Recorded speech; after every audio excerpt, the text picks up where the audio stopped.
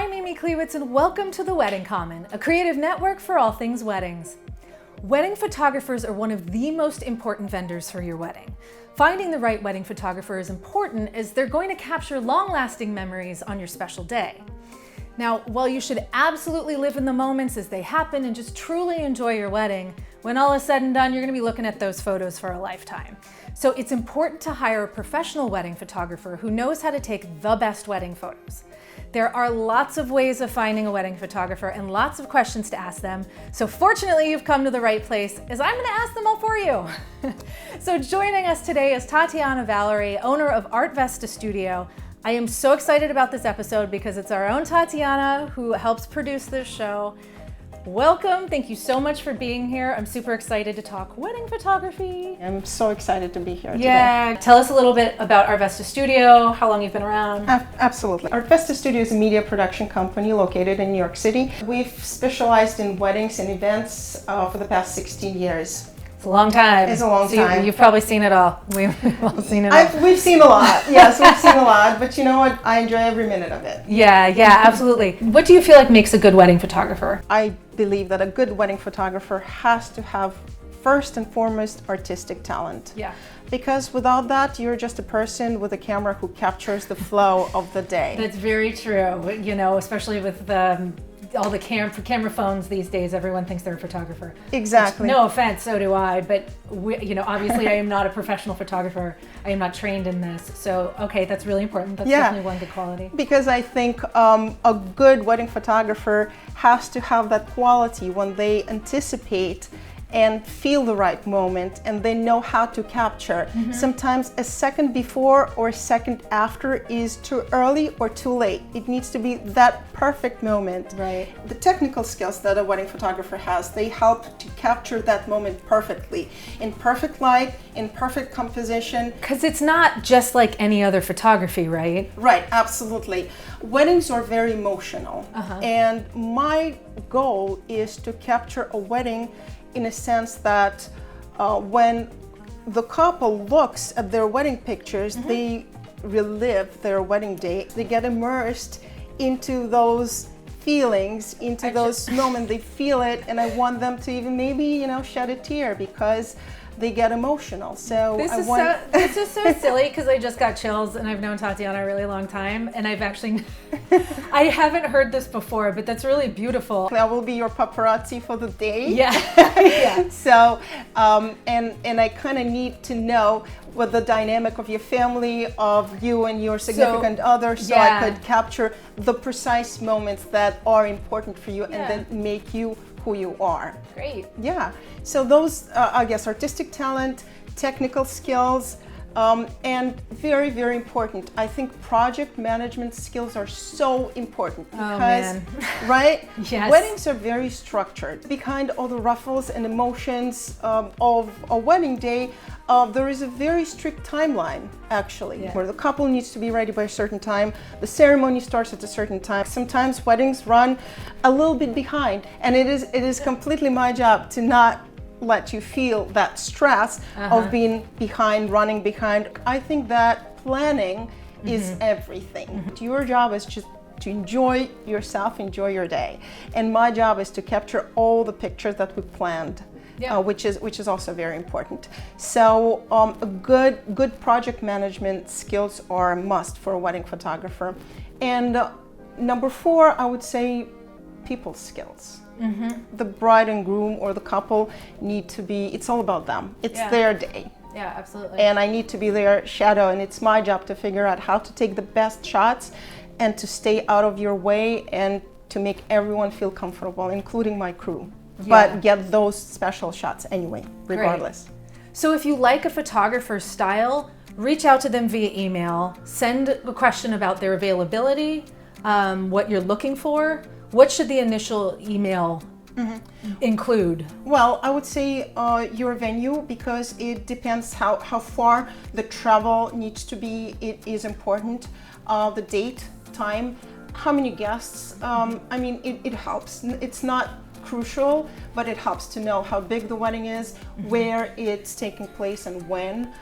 So basically, yeah, all those. Do you like to know at that point their vision for the day? Do you ask them to send you inspiration, or do you do that later once you've met the couple? Definitely later, Okay. when we had at least an initial conversation, phone conversation, because we just, first of all, I want to know that we are a good fit for each other. A couple On both ends. on both ends, right? Exactly. Yeah. And I just want to make sure that I can deliver the best possible service and product for the couple. So then they've reached out via email.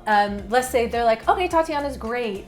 Then you set up an interview, right, where you actually meet in person, or Absolutely. or Skype, or FaceTime, or how does that work usually? Right. Well, I've done both, but I love when a couple wants to meet up in person. I have a studio space in the city. Sometimes all a couple cares about is just wedding portraits. So I guess they could definitely look at the photographer's wedding portraits, and as long as they're satisfied with those, they're good to go. Yeah. But for me personally, for my wedding, I would love to see a full gallery with a photographer capturing emotions of the first look, ceremony, reception, all those behind the scenes little moments, maybe a random tear on your mom's face. Yeah, yeah. Something that, comes and goes in Yeah. spite of a moment. Also, technically, you want to be looking at, like, are their photos all just photoshopped?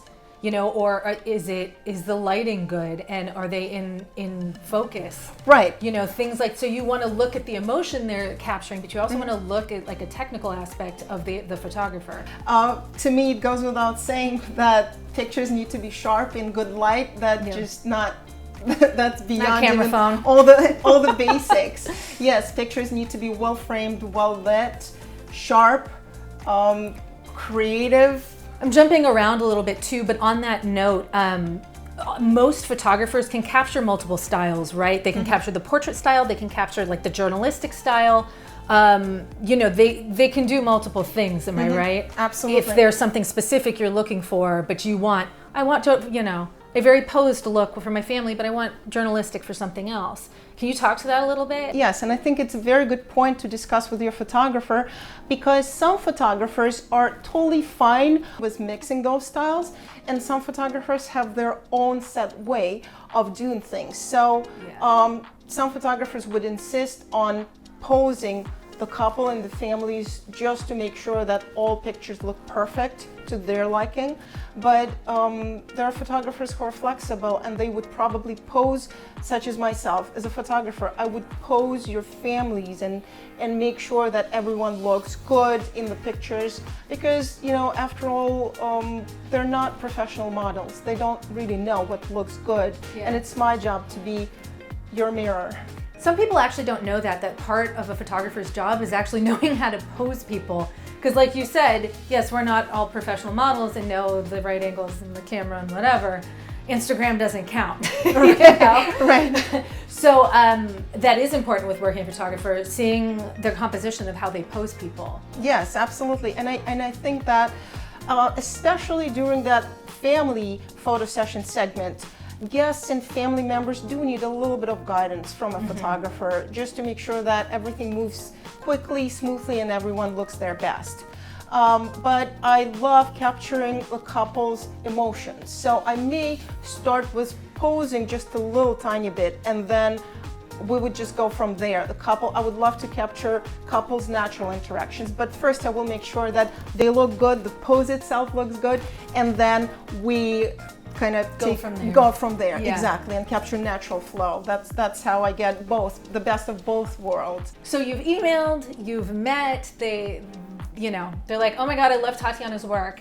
Now you got to see if you guys mesh, right? So we're back to this topic. So talk to me a little bit about just being able to mesh with your photographer and their personalities. Absolutely, and that's why I love having you over in my studio, just to show you around, show you more of my work, and make sure that we connect, our personalities connect well, because I will be with you pretty much all day.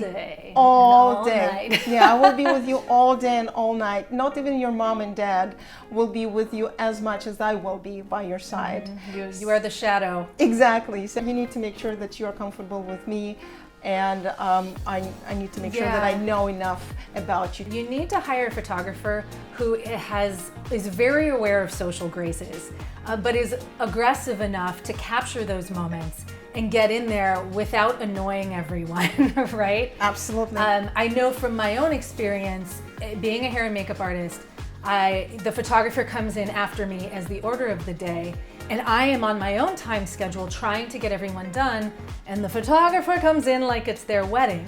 And I have had brides come back to me after that and say, oh my God, that photographer was just in my face the whole time. He wouldn't, like he was actually disturbing to he was annoying people. So this is full circle. It's important to mesh. Some people may like that. They want a big personality photographer. Absolutely. So it's just a matter of style. Yeah, exactly, and research. And that's why it's very important to meet your photographer before you actually book. Before you book them. Even a Zoom conversation, I think, will give you a pretty good idea about what that photographer's working style is. I think that's the key, what their working style is. Right, that's a good way of putting it. Yeah. Exactly. I'm happy to say that I'm experienced enough that I don't have to be right in your face to capture that shot. Good point. So I can anticipate every moment without being where you don't want me to be. So I will be a fly on the wall most of the time. But it's all about experience. And knowing when to jump in there, knowing when to capture those moments. Absolutely, knowing when and knowing how to capture those moments and get out of people's way as fast as possible. And letting you enjoy your wedding, right? That's the key, absolutely. My philosophy is that it's the couple's day and they have to enjoy their day, and it's my job to serve them on their day, to capture their precious memories and to be as unobtrusive and quiet as possible, but still capture the moments. Yeah, there should be like a natural flow, right? A natural harmony between your photographer or your vendors. I always prefer to have one or two in-person or Zoom conversations with my clients just to make sure that we go over their wedding day timeline and their picture list so that those two overlap and we have great opportunities for a natural, easy flow. We have enough time for every single segment, and we know what pictures need to be taken. We know who needs to be in those pictures, especially family pictures. We don't want to miss any family members. That's why we need to discuss it before the wedding so that you don't have to worry about it at all on the wedding day. So the next thing, can you talk to us a little bit, just a general guide of what wedding photography costs? I think I read a statistic that it can cost anywhere from $2,500 to $15,000 for a wedding package. And more. Oh my God, there are $1 million photographers. It goes up from there, right? It goes up from there, yep. Well, I would say that professional wedding photography starts at around $1,500. That was my starting point long time ago. As a beginner photographer. As a beginner photographer. Yeah, that makes sense. After I've shot on just a few weddings and assisted on just a few weddings, my first package was $1,500. And it goes up from there. I would say a decent professional photographer who has at least 5 years of experience would probably charge around $5,000. Okay, as an average. Yeah, as an average. My packages start at $4,300 and go up to $11,500. What if you're a couple that has a limited photography budget? Can you still get photos? Absolutely, absolutely. On any budget, you should be able to get great wedding pictures, and I will tell you how to approach it. It may sound a little bit counterintuitive, but bear with me. It may be tempting to look for a photographer who offers the most in their wedding packages, but think about it this way. Will you get the quality that you deserve in that particular package? Sometimes you want to look for the most talented photographer that you can afford, that you can find, even if for a few hours, because you will always be able to print pictures and albums and canvases, even 1 year, 2 years, 3 years after your wedding. But I think you may want to focus on finding the best talent you can afford, even for a few hours, and get the best possible digital files, and then decide what you're going to do with them and how many prints you will get maybe a year from your wedding day. So it's more so, like you said, you want quality over necessarily cheap quantity. Absolutely, because you can print your mom's pictures from your iPhone. Why hire another person who will do the same, right? Yeah. Hire the most talented photographer you can afford, ask them for digital high resolution files, and you can get the same printed images a year from your wedding day. And you can call that photographer even 2 years after your wedding day and ask them for an album, and they will be happy to sell you a beautifully made wedding album. So you don't have to stress out you financially. don't have to financially in front, right? Got it. But as long as you have those images, absolutely, you can afford it later. Digital images, quality digital images is key. That's important. That's really interesting, because I actually would not have thought of it. You're right. That does sound slightly counterintuitive, but right. Yes, the whole idea is like, you know, those moments aren't going to really happen. Absolutely. So get the quality right off the bat. Absolutely. So should wedding couples ask for raw files? Should they be, what is included with usually what a wedding photographer gives? So asking your wedding photographer for high resolution images, just JPEG, high resolution edited images, would be fair, because you want to print your own pictures as many as you want, whatever you want. But some photographers don't like delivering those high resolution files. They may offer you lower resolution files because they want to say they want to sell prints. Okay. Because to print even a 5x7, you got to have a good quality high resolution original image. Yeah. So sometimes some photographers would not release those because they want to charge a couple for extra prints, but I say it depends how you negotiate with your photographer. But asking for raw files, I don't think is fair, because you don't go to your favorite restaurant. Think about your wedding photographer as your favorite restaurant. You don't go to your favorite restaurant and ask them for cucumbers, tomatoes, onions, you know, the ingredients that were used in your salad, because you go there to enjoy the meal, the special recipe that restaurant uses to convert those ingredients, simple ingredients, into a wonderful, delicious meal. So that's what we do. All photographers use similar equipment and similar formats, but we all create our own art. And that art happens in post-production. Right. So magic happens in editing. And that's why so many photographers are resistant to give out their raw files. Yeah, that's great. So it's something to ask. Right. Like what's included in this package as of what you're giving me and the format. Okay. Yes, absolutely. Got it. That was such a great analogy, actually. I've never thought about that, but that's completely what it is. It's like you're taking the art out of the photography, basically. Right, exactly. By wanting all the raw files. Exactly. Now, do you Photoshop all your? This is another misconception. Some brides think you Photoshop all the photos. Mm-hmm. Do you? So, unfortunately, we interchange Photoshop and edit. In order to edit, two different things. Absolutely. In order to edit, I can use different pieces of software. It doesn't have to be Photoshop. So it's two different things. People also don't realize that editing is going through all those photos and getting rid of the ones with, the eyes closed or something. Yes, it's called culling. So there's yes. Yeah. So there's a difference between like retouching or Photoshop and like actually editing. Yes. Right? Absolutely. So the very first stage would be just getting rid of all the closed eyes pictures. They rarely happen, but they do happen. Yeah. Since especially if you're journalistic style. Exactly. Someone's going to be there with a weird face. Absolutely. That's usually me. Well, those pictures need to go, so you don't have to worry about that. That's why I'm in no one's albums. Oh, I'm kidding. No, but seriously, all the bad pictures gone. Okay, that's the very first stage of editing. Second stage is batch editing, meaning we adjust light, we make certain parts lighter, certain parts darker because when I shoot, I don't want to get too technical, but sometimes when I shoot for certain conditions, knowing what I can do in post-production to enhance that image. Yeah. So raw file may look dark, but it's not going to be dark because I'm shooting darker just to preserve information in pixels in order to edit it in post-production. Got it. So that would be second stage. And third stage is Photoshop.